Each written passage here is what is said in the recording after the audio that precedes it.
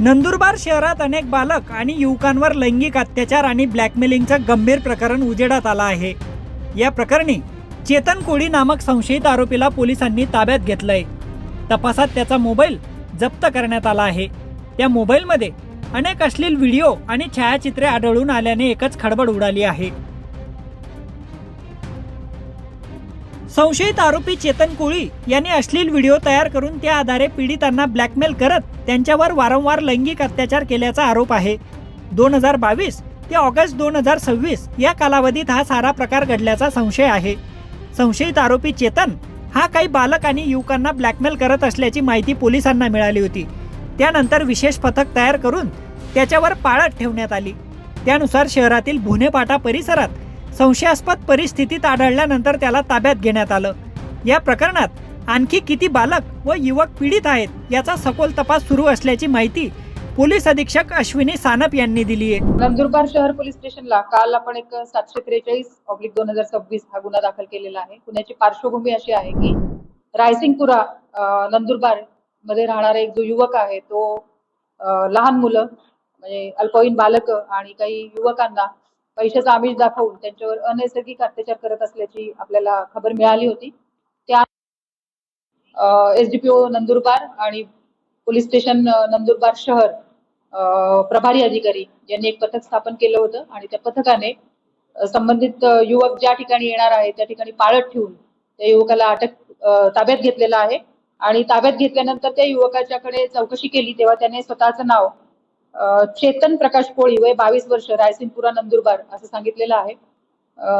ज्यावेळेस त्याला ताब्यात घेतलं त्यावेळेस त्याच्याकडचा मोबाईल चेक केल्यानंतर त्याच्या मोबाईलमध्ये अशा प्रकारचे लहान मुलांसोबतचे आणि इतर युवकांसोबतचे अनेक अश्लील चित्रण केलेले व्हिडिओ आणि छायाचित्र आपल्याला त्याच्या मोबाईलमध्ये आढळून आलेली आहेत। आणि त्यावरून नंदुरबार शहर पोलीस स्टेशनचे पोलीस कॉन्स्टेबल जे आहेत रुपेश पगारे यांच्या तक्रारीवरून आपण नंदुरबार शहर पोलीस स्टेशनला एक गुन्हा दाखल केलेला आहे आणि त्याला लैंगिक अपराधापासून बालकांचे संरक्षण आणि बालकांची काळजी आणि संरक्षण अधिनियमाची विविध कलमं आपण लावलेली आहेत। प्राथमिक तपासामध्ये असं निष्पन्न झालंय की हा आरोपी 2022 पासून अशा प्रकारची कृत्य करत आहे आणि आपल्या मोबाईलमध्ये चित्रण करून वारंवार त्या युवकांना आणि लहान बालकांना अशा प्रकारचे नैसर्गिक अत्याचाराचं ब्लॅकमेल करून त्यांच्यावर नैसर्गिक अत्याचार करत आहे असं प्राथमिक तपासामध्ये निष्पन्न झालेलं आहे।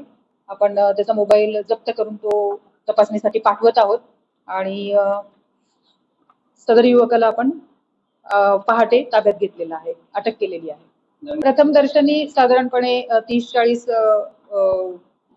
लहान मुलं प्लस युवक याला बळी पडलेली असल्याची शक्यता आहे। ही एक शक्यता आहे, तपासामध्येच ऍक्च्युली बाबी निष्पन्न होतील आणि व्हिडिओची संख्या आता तपासामध्ये निष्पन्न झालेली नाही आहे, ती आपण FSL मार्फत चेक करून त्याबाबत पुढे तपासणीला मोबाईल पाठवणार। राष्ट्रवादीच्या नेत्या प्रतिभा शिंदेंनी हे प्रकरण फास्ट ट्रॅक कोर्टात चालवण्याची मागणी केली आहे। नंदुरबार शहरामध्ये 2022 पासून तब्बल 600 व्हिडिओ क्लिप करत लहान बालके व युवकांचे लैंगिक शोषण केले जात होते, लैंगिक छळ केला जात होता। ही बाब अत्यंत गंभीर आहे, आक्षेपार्ह आहे, चीड येणारी आहे, संताप येणारी आहे। 4 वर्ष जिल्ह्यातील कायदा सुव्यवस्था सांभाळणाऱ्या प्रशासनाला ही गोष्ट समजली नाही, त्यांचा निषेध करावा तेवढा कमी आहे। माझी मागणी आहे की अशा विकृत मानसिकतेच्या लैंगिक छळ करणारा बालकांच्या आणि युवकांचा आरोपीला अटक तर झालेलीच आहे, पण त्याला कठोरातले कठोर कलम लावून फास्ट ट्रॅक कोर्टामध्ये केस चालवून अत्यंत कठोर शिक्षा झाली पाहिजे। तो जेलमधून कदापिही सुटता कामा नये ही आमची मागणी आहे।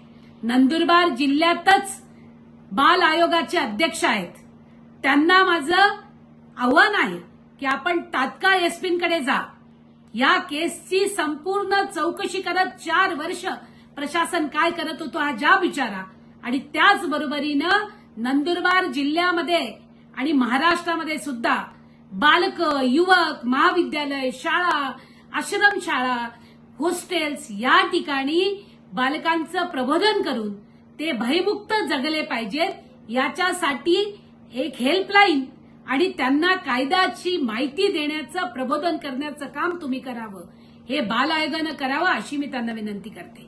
महाराष्ट्राचे मुख्यमंत्री आणि गृहमंत्री आदरणीय देवाभाऊ हे अत्यंत चांगलं काम करतात.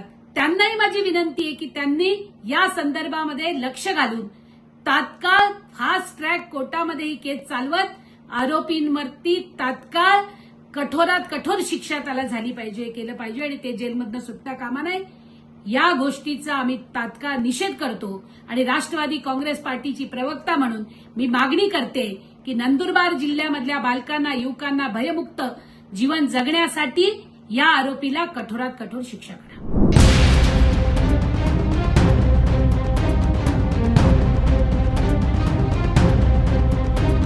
या प्रकरणाची पोलीस सखोल चौकशी करतायत. त्यात काय समोर येतं हे पाहणं महत्त्वाचं असेल. नंदुरबारहून सलाउद्दीन लोहारसह मी प्रशांत बदाने, लोकमत.com, जळगाव.